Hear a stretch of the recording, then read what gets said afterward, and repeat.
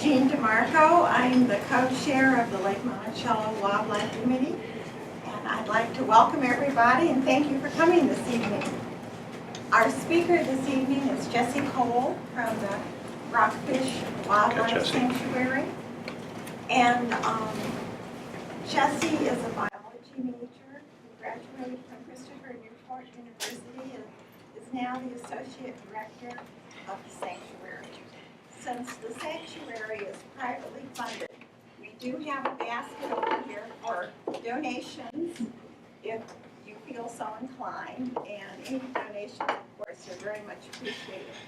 And I want to especially thank the broadcast committee for taking the time to come take this.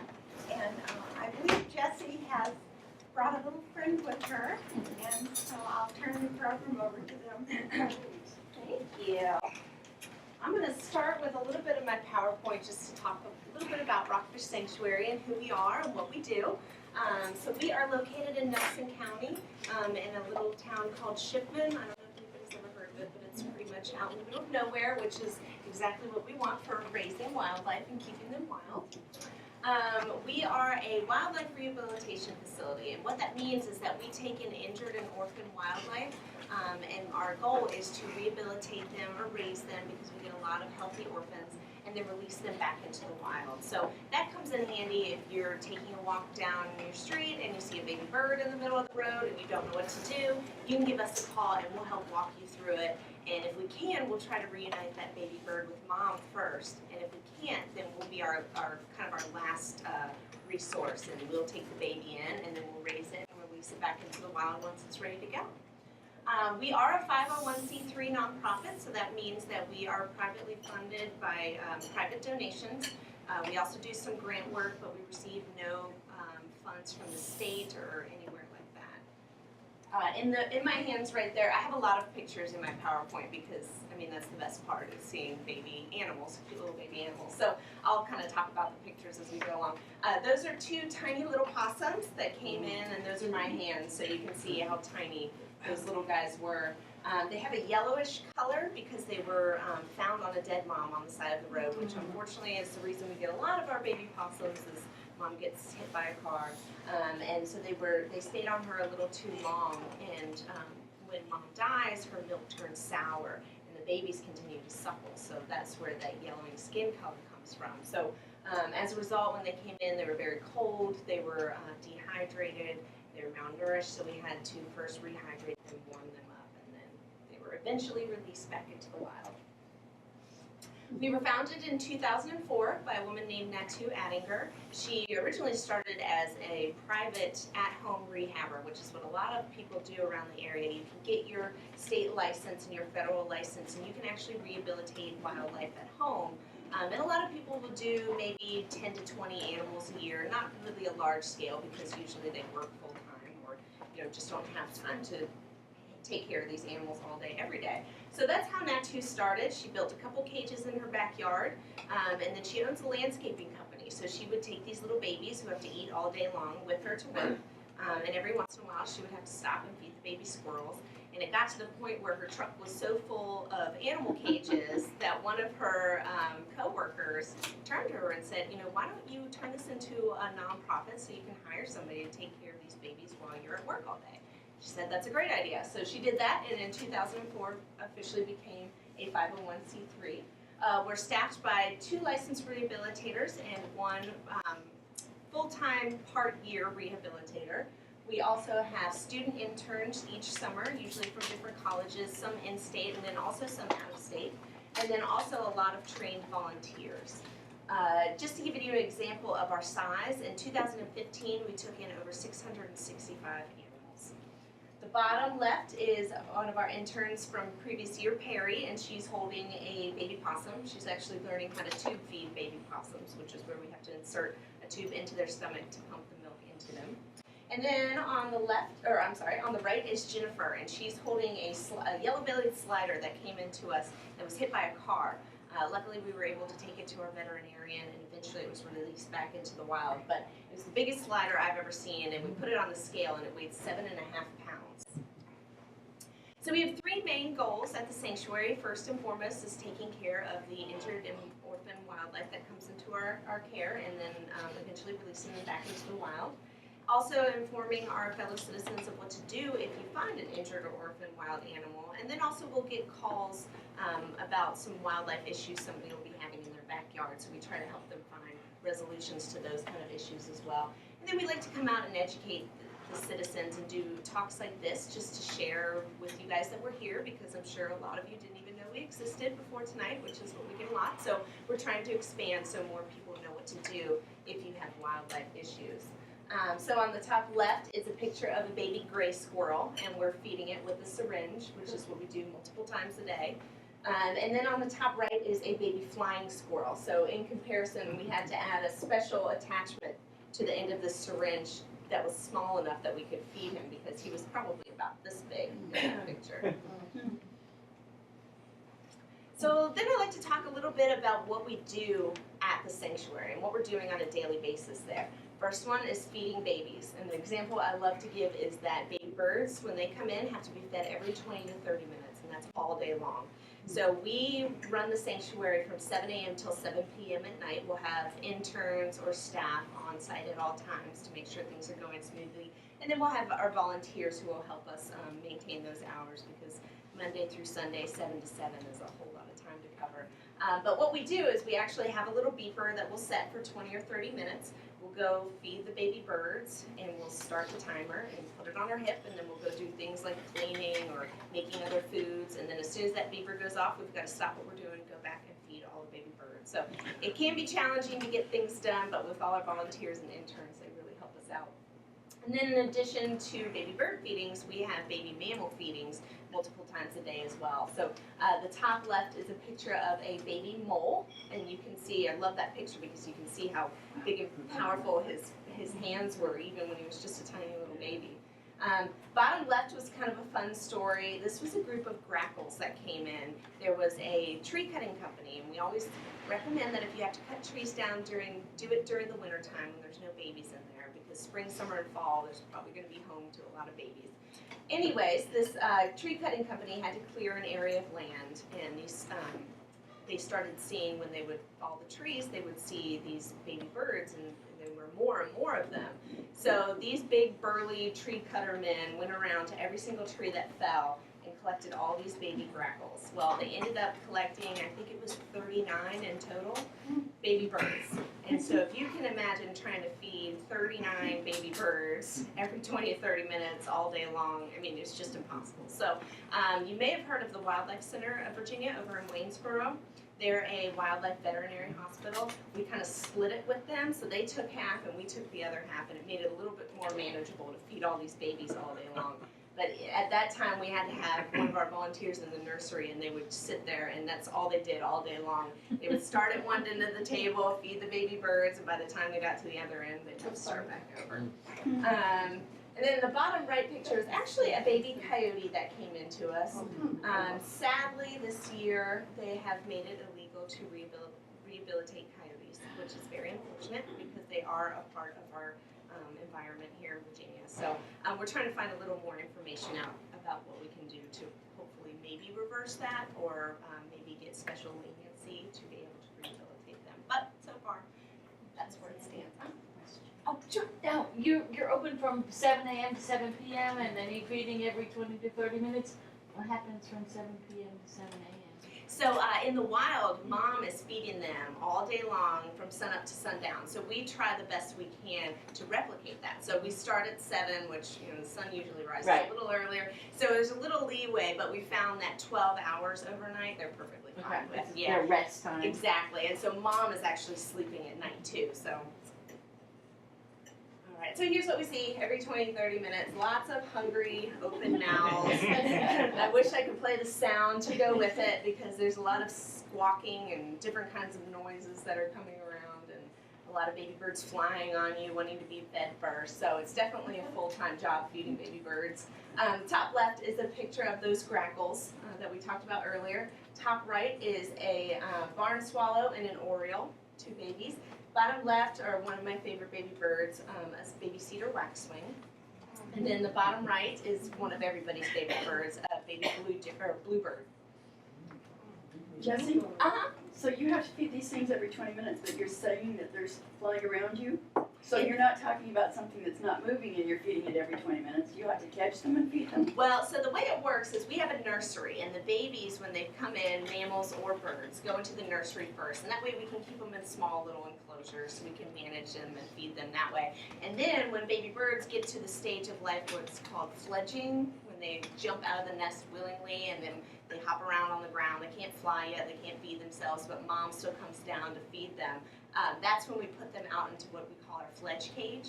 And so that's where the baby birds go. It's probably a 6x6 enclosure, all screened in, protected so that they can't get out, but we can easily go in there and still continue to feed them. So that's when they start flying on you. It's How do you manage to know which one you fed? They're pretty good about letting you know when they're hungry, and when they're finally full, they kind of quiet themselves down. But we do have a board where we keep a note of, okay, we've got 4 bluebirds in there, we've got 3 wrens in there, so everybody has to go around and make sure that they find, you know, all the little guys that are hiding in the different nooks and crannies and make sure everybody gets something. So it's kind of like hide and go seek too. All right, so when we're not directly hand feeding these babies, we also have to make sure once they're old enough to start eating on their own that they have the proper diets. Because really bad situations can come about when an animal is raised on an improper diet. You can get things like metabolic bone disease, which is terrible, and it's a result of being raised on an improper diet. So we have to be cautious about making sure each species is getting exactly the nutritional diet that they need. So in the picture on the top right is a box turtle, and they get things, we use a high quality dry dog food that we soak in water, makes it a little more appetizing for some of these guys. And then he gets things like fruits and vegetables and hard-boiled eggs and mealworms. And then with the box turtles, we actually go out to the compost pile and dig up earthworms because that's one of their favorites. So it's always my favorite chore to get the interns to do for the first time. They kind of figure out that that's one of the worst chores. So. And then on the bottom is actually a baby beaver who people always ask me what my favorite baby animal is to work with, and I have to say hands down it's baby beaver. Most of the reason is because we actually get to snuggle these babies. Usually with these guys, we're as hands-off as we can be because we want to keep them wild. We don't want them to get used to people. We don't want them to bond to people. So there's a couple different ways we ensure we do that. We try to never raise a baby by itself. So if we have a baby squirrel, we're calling different rehabbers in the area to get another baby squirrel to go with it. That way they can bond to each other and don't bond to us. The other way we avoid that situation is by keeping them away from as many humans as possible. So visitors to the wildlife sanctuary, it's actually illegal for us to show animals that we're rehabilitating. So we keep them separate so they only see a certain number of people, which are our volunteers and our staff. And then the other way we do that is no snuggling. There's a rule that's just said as soon as people start volunteering there or interns arrive, no snuggling or cuddling the animals. It's so hard because they're so cute, but it is stressful for them, and we don't want them thinking that people are nice because most of the time we're not very nice to them. So with the case of the baby beavers, they can actually die of loneliness because their family group is so tight-knit. They actually stay with their parents for up to 2 years before they go off by themselves. And so those first-year babies will help raise the second-year babies with mom and dad, and they're just always together. So these babies that came in, we had a group of 2 babies, luckily, that came in, and they would cry and cry and cry if they were ever separated, so we had to keep them together. And we had to basically just have them with us wherever we were. We had to set up a little space in the kitchen so that they could be around us, and otherwise they would just cry all the time. So that's probably why baby beavers are my favorite, but they are really cute. They're like little teddy bears with tails. This is one of the other things we use is a specialized formula. So cat and dog formula, it's okay, but it's not exactly what these guys need. So Fox Valley is a company that makes species-specific formulas. So we have to make sure we have all of those on hand at all times because we never know what's going to walk through the door or crawl. At the top left is a picture of a baby hawk eating cut-up mice, and I'm sorry for those of you who are eating. But we have to keep dead mice, frozen mice, on hand all the time because we get a lot of meat critters in. And mice is one of the most natural things for them to eat. So this baby has just learned how to feed himself, which is always a really nice stage in life because we don't have to do it anymore. And then the bottom right is a picture of a baby raccoon, and they get a wide range of foods like fruits and vegetables, nuts, high quality dog food, different kinds of meats, insects, hard-boiled eggs. They pretty much just get a whole bunch of stuff just to make sure that they're getting exactly what they need. So because of that, we have to make sure we have fresh fruits and vegetables all the time. So we're going to the store multiple times a week, which gets expensive. So one of the most useful donations to the sanctuary is actually Food Line gift cards, because we go to the Food Line in Livingston, and that way we can just use them to get the fresh fruits and veggies multiple times a week.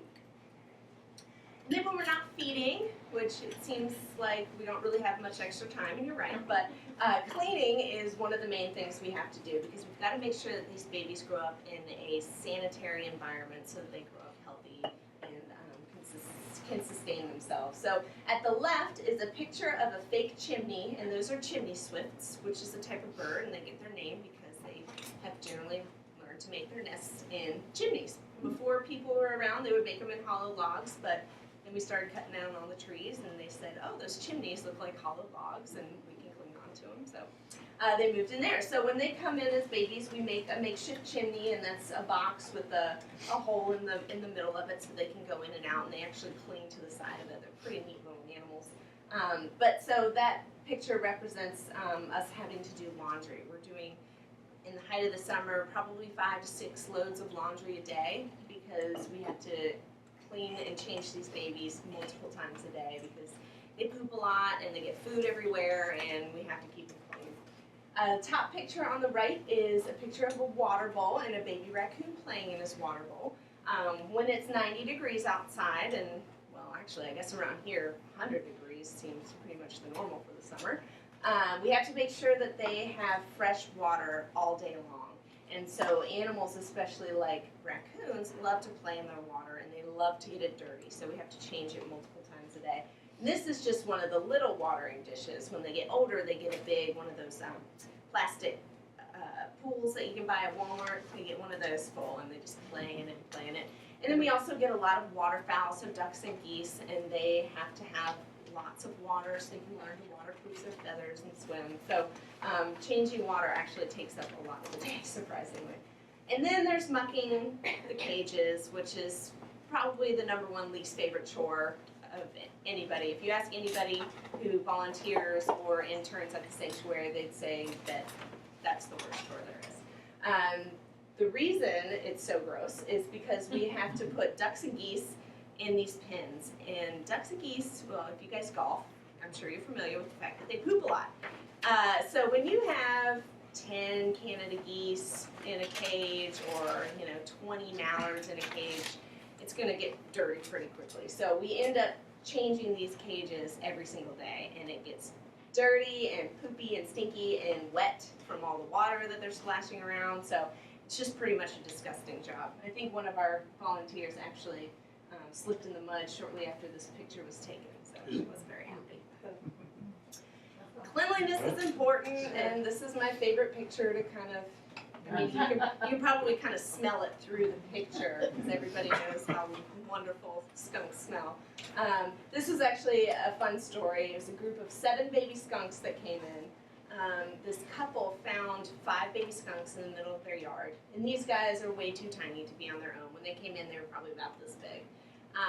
And they had seen earlier in the day a adult skunk dead on the road. So they put 2 and 2 together and figured out, after they called us to ask us what to do first, we deduced together that the mom was probably dead. And so these babies came out of their hole that they live in, looking for anything, pretty much. So this lovely couple scooped up these 5 baby skunks and drove them. I think it took them 40 minutes to get to the sanctuary. Drove them all the way out to the sanctuary, dropped them off, drove all the way home, and found another one.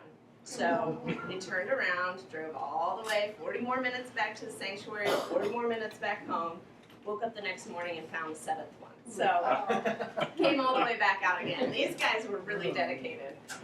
So it turned out to be a happy story. The last one was a little cold, pretty dehydrated, but after a little bit of rehydration and warming back up, he was able to go back in with his other 6 siblings, and they were eventually all released. Is that the one turned around? Probably. I know, I love this. They're all facing the camera, except for one guy in the middle. They're just getting to that age right now where they're learning that that's a really cool weapon that they have to be able to. So when the people transported them to the shelter, those baby skunks did not smell up their car or anything. They were not able to do that? So when they're really small, which is when these people brought them to us, they were even younger than they are in this Right. picture. This was them when they were a little older. When they're really small, they can't spray, which is nice.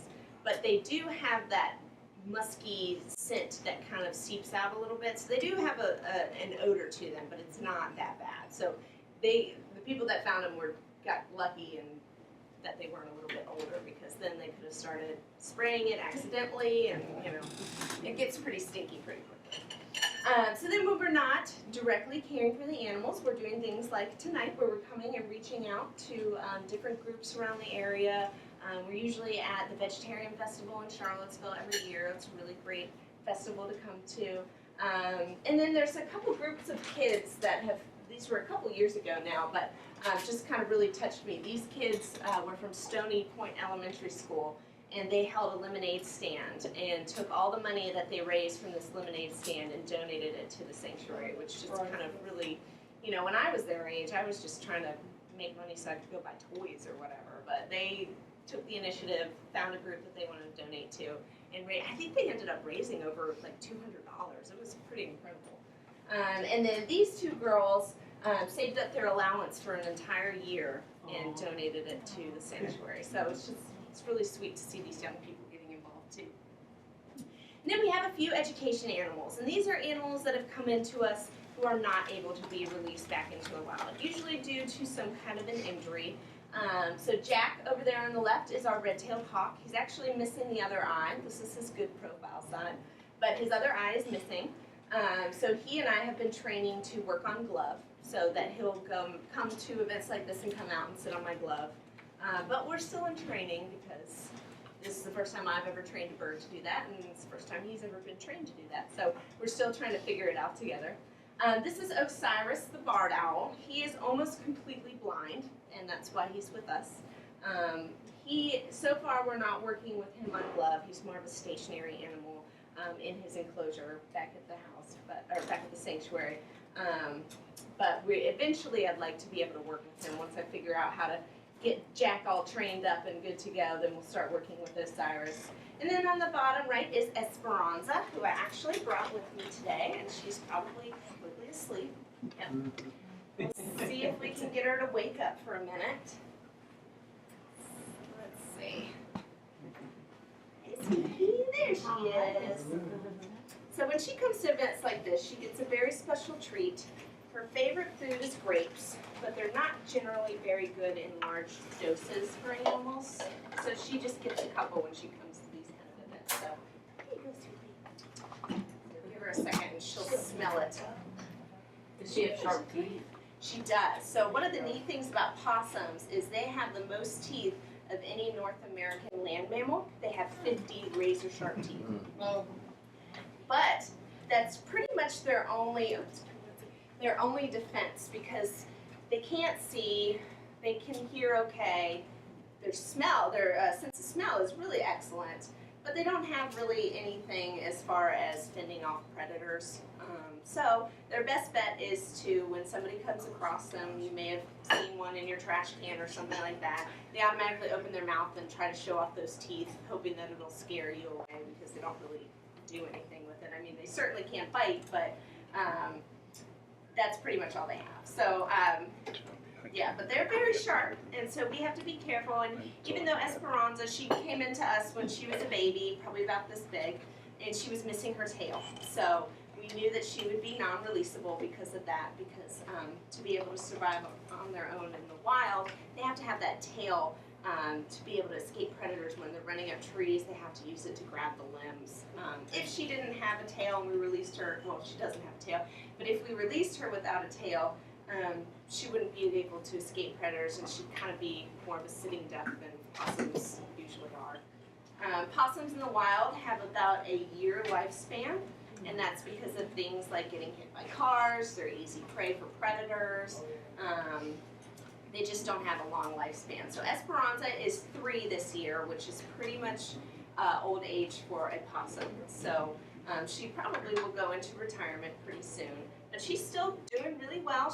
A lot of people comment on how pretty she is for a possum, because you've probably seen the scraggly ones that have been through many fights digging in your trash can. But she's had a pretty plush lifestyle for her whole life. So. And you all can come up afterwards and get a closer look for sure. Just don't put your fingers in there. Am I right, they don't really, one of the reasons they get hit by cars, they don't move real fast. They don't, yeah, and they tend to freeze, kind of like deer. You know, the headlights come at them, they're going to try to show off their teeth and scare it away, but that doesn't really work for a car. So, yeah, possums have a tough life, but they're pretty cool animals. They're the only marsupial we have in North America, so those are the animals that carry their babies in their pouch. And it's actually pretty neat. When possums are born, they're only about the size of a grain of rice. And then they have to journey up the mother's stomach into her belly, and there's 13 nipples. I think 12 around a circle and 1 in the middle. And the first 13 to latch on are the ones that make it. And I think they have about, don't quote me on this might not be right, but it's quite a few babies are born at once. It's something like 50, 60 babies are born at once, and only about 13 are going to really make it. So really interesting, neat animals. And then they continue to develop inside that pouch until they're ready to come out and be born again and crawl and hang on to mom. So they're pretty cool animals. Oh, one of the awesome things I want to mention about possums that they're really just discovering is that they're like vacuum cleaners for ticks. And so they're really doing wonders for the Lyme disease problem that we've got going. I used to live over in Crozet, and I mean, Lyme disease was just, I mean, my dogs had it pretty much every time we went to the vet, even though we would use Frontline and everything we could. So what they found is that these possums, when they're walking through the woods, they're pretty low to the ground. They have this big, thick fur, like you can see on her, so they're just kind of a tick magnet. So the ticks cling on to them. Well, it turns out that possums are excellent groomers. So when they go in to go to sleep at night, they're cleaning themselves and licking them, and they're actually eating the ticks, which is awesome. So they're getting rid of, I think they found like hundreds of ticks a day, which is making a pretty big dent. So if you see a possum in your yard, you should feel lucky, because at least they're taking care of some of your tick problems. Do they get tapeworms from the fleas and ticks? You know, I don't know much about that. Because we had some cats that were rescue cats, and they, as kittens, had probably eaten fleas, we were told, and they had to be dewormed. Yeah, I think a lot of stray animals have to be dewormed in general anyways, just because there's so many types of worms out there. We worm things like our foxes and our raccoons. As soon as they come in as babies, we deworm them, because they've just got so many different kinds of worms going on in their population. Jessie, Yes, she looks fluffy. she's very fluffy. She's very soft too. She's almost like cat's fur. But the male that I saw come up on my deck that tripped the light outside, and so I looked out and he was up on a table, so I was almost face to face with this thing, was almost naked and had just wiry bits of hair. He probably had a really tough life. He was probably an older guy, been around the block a few times. And Haven't met too many, so I didn't know that was typical of the male. Not many are as pretty as she is. Generally, the older adult the possums that make it to full-blown adulthood in the wild aren't really as clean and well-kept as she is. So that's probably Makes sense. what happened with him. So a bit about our credentials. So it's actually illegal in Virginia for you to take in wildlife if you don't have the proper licensing. Every once in a while, we'll get calls about somebody who has kept an animal as a pet, which is very unfortunate because usually it ends up in euthanasia for that animal, which is terrible. I actually have we have a new education animal that we just received. His name is Bob, and Bob is a raccoon. And somebody kept him for 10 years as a pet, living in their house. He would eat dinner with them. He would snuggle with them on the couch. And, listening to these stories kind of makes me cringe just because I know about, the different things they can carry, and it's just a horrible situation. But, so they raised him for 10 years. His diet consisted of, he only liked Wendy's McNuggets, chicken nuggets, because he didn't like McDonald's or Burger King. It had to be Wendy's. He ate peppermint sticks, marshmallows, Ritz crackers, pretty much anything that if you fed a human would make them morbidly obese if that's all that they had to eat. So Bob came in to us after the people were found out about who had this pet raccoon, because it's very illegal and it's bad for the animal. And what usually would happen in that case is the animal would be euthanized, especially for something like a raccoon, that there's no way you can release it back into the wild, that's had an improper diet, that's not healthy. But luckily, they were able to get in touch with us, and so we took on Bob as a permanent member of our team. He arrived to us 3 times the size of an adult raccoon. I mean, he was basically a ball with legs. I mean, it was just so sad. He had a severe skin condition. He lost hair on his back because of his improper diet, made his hair fall out. So we just received Bob probably a little under a month ago. So we're starting to work with him, trying to get him on a proper diet to eat things that a normal raccoon should be eating, namely fruits and vegetables. Well, to say the least, he hasn't really been eating much since he's been there because it's not marshmallows. It's not what he wants.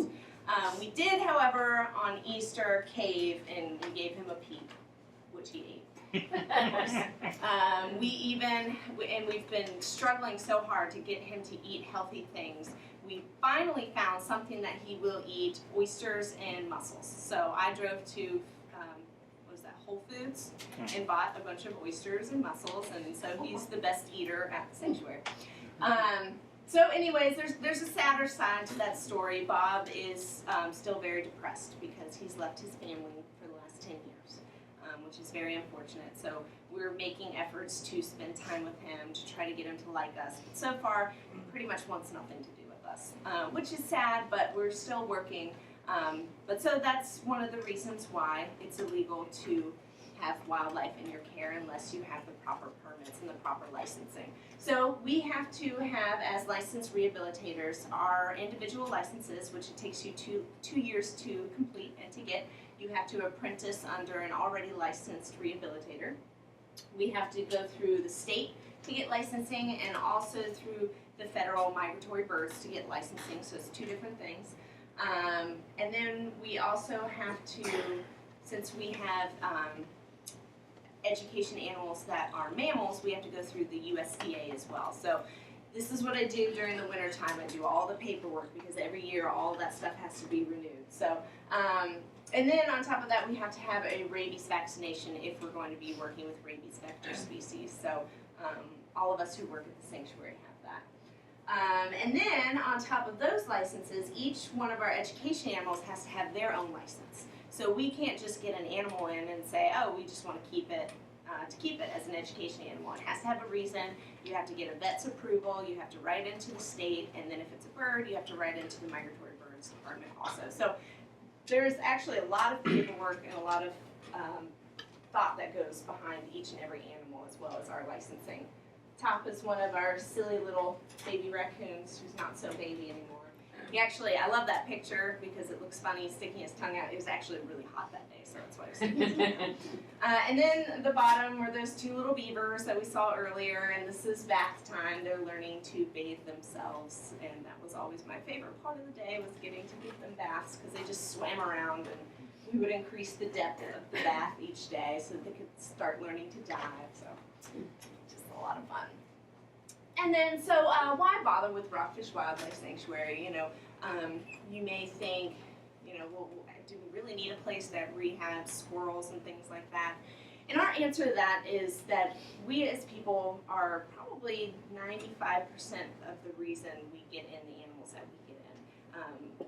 From anything from a bird hit our windows, or we hit a mama possum when we were driving. So it's usually because of humans that these guys are coming into our care. So we're just trying to put them back out where they should be, and kind of try to right a wrong that we've been doing to them.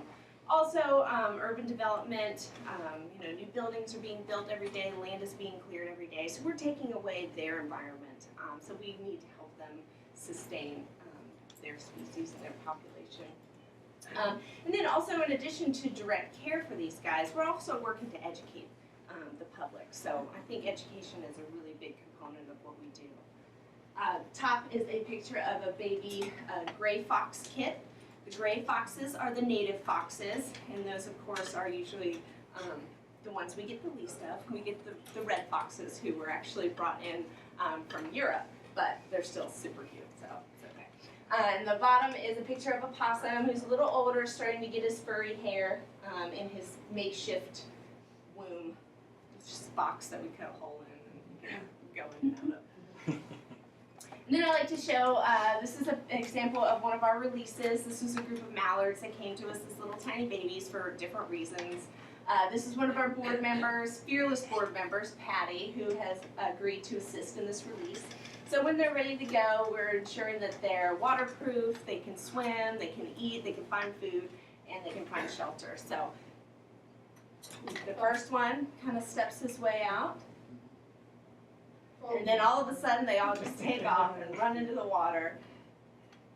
And then they swim off together, and they'll stay in that group until they feel more comfortable and confident in this new environment, and then they'll go off by themselves. So this is definitely the best part of what we do, is getting to see these guys go back into the wild, back to being wild animals that they should be.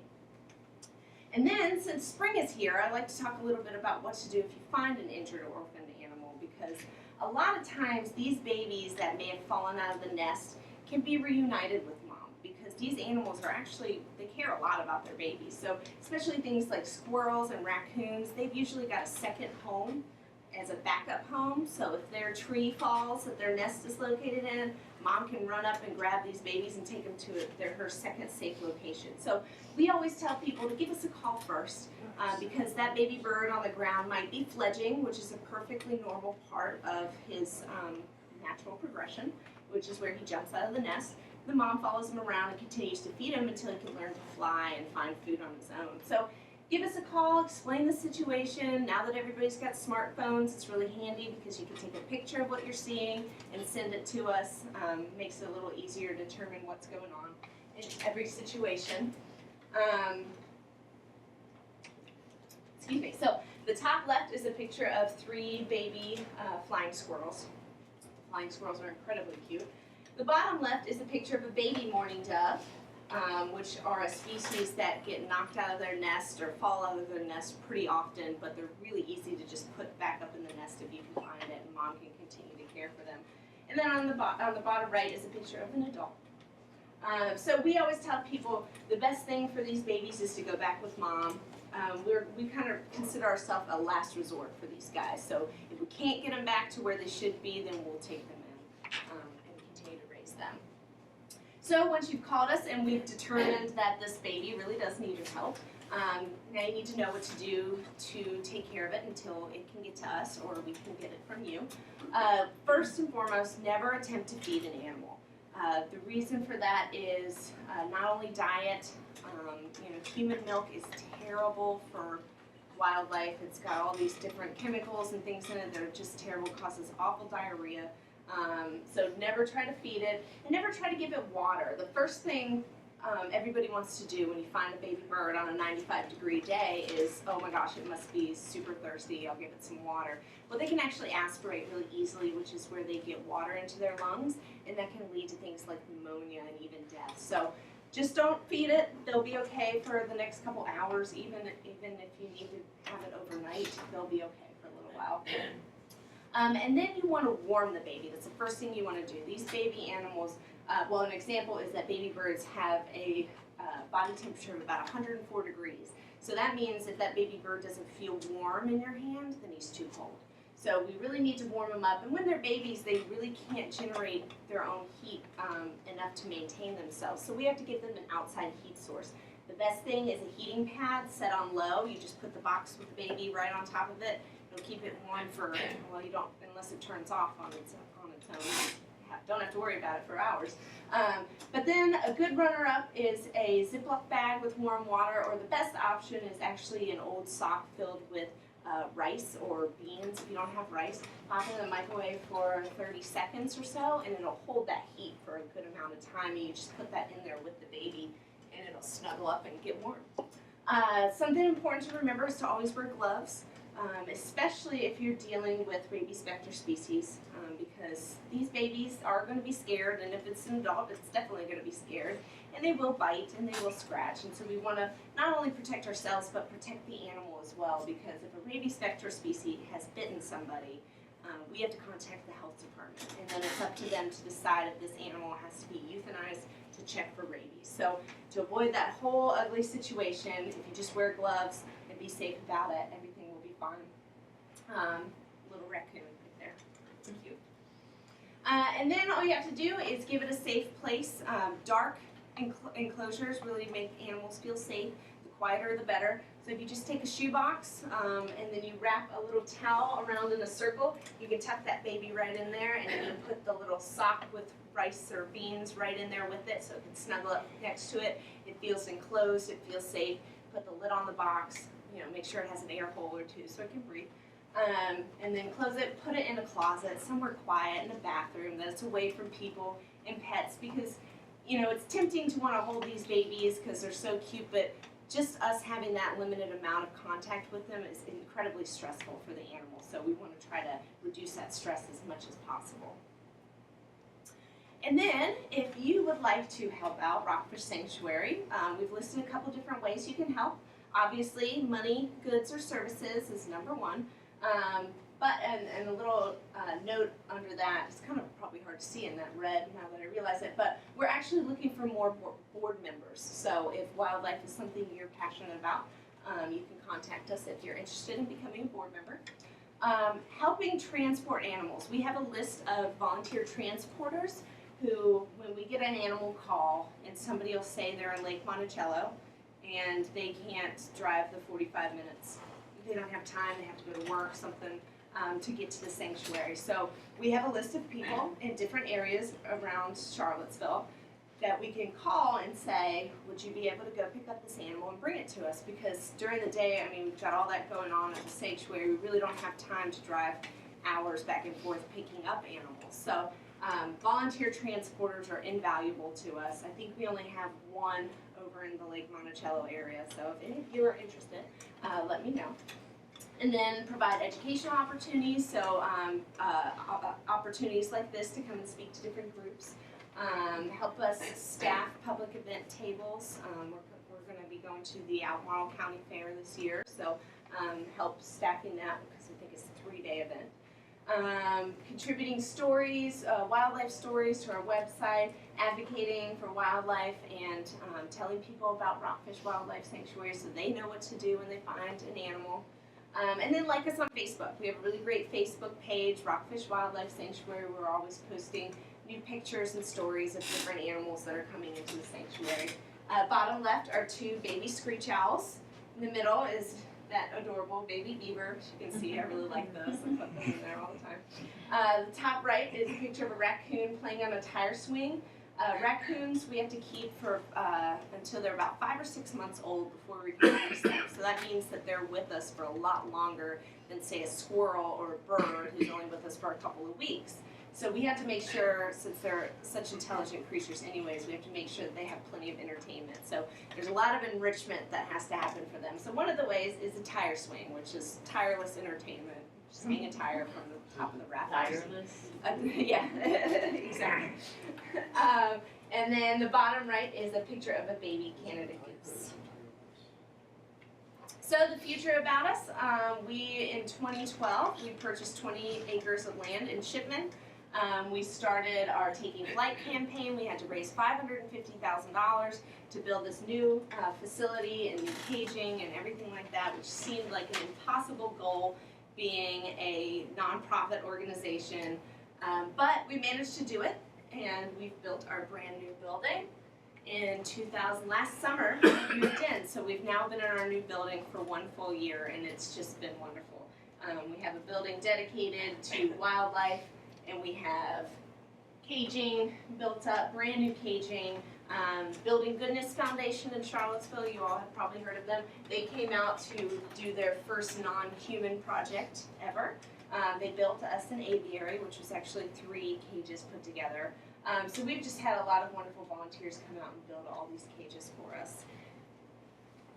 And then I always like to end with this quote because I think it really sums up kind of what we feel about what we do. When we tug at a single thing in nature, we find it attached to the rest of the world. And that's a baby skunk. Any questions? Thank you.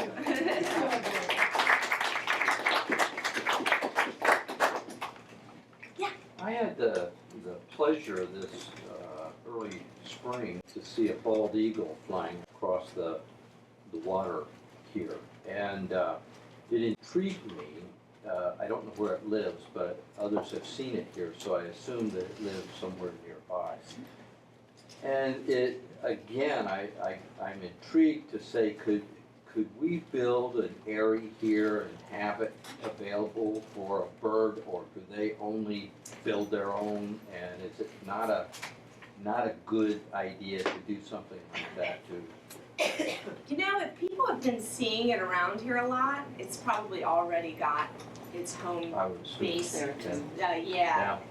And so you can probably find the nest. If you just follow them around long enough, they should be building their nest right about now. And I think they actually, they come back multiple years and use the same nest, which is pretty neat. So they should be getting ready to have babies. So if you see them next time and you have some time, you might just want to follow them around and see where they go.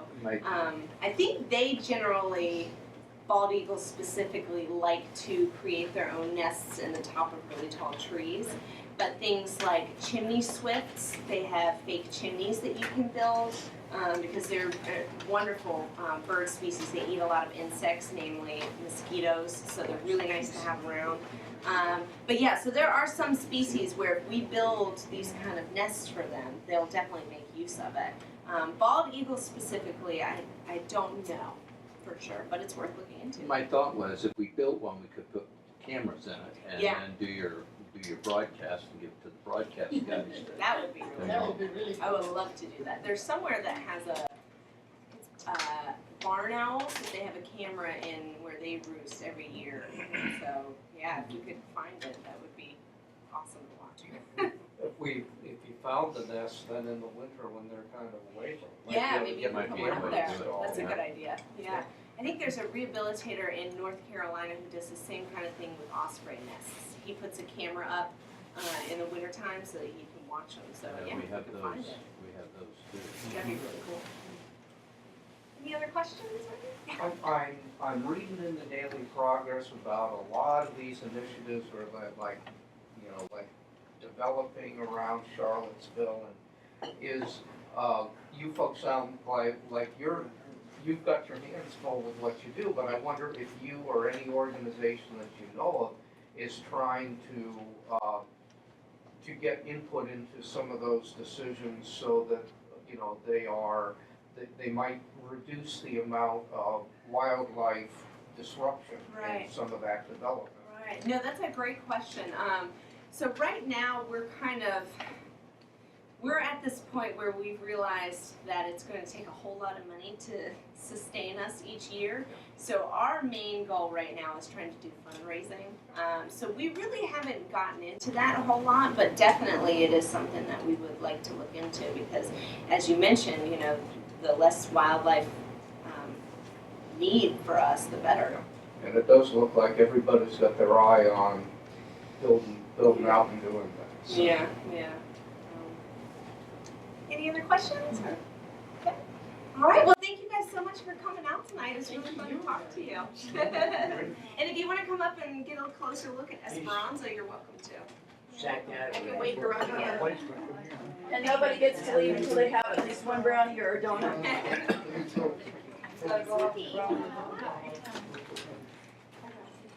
Yes, and the fur is actually quite soft. It's,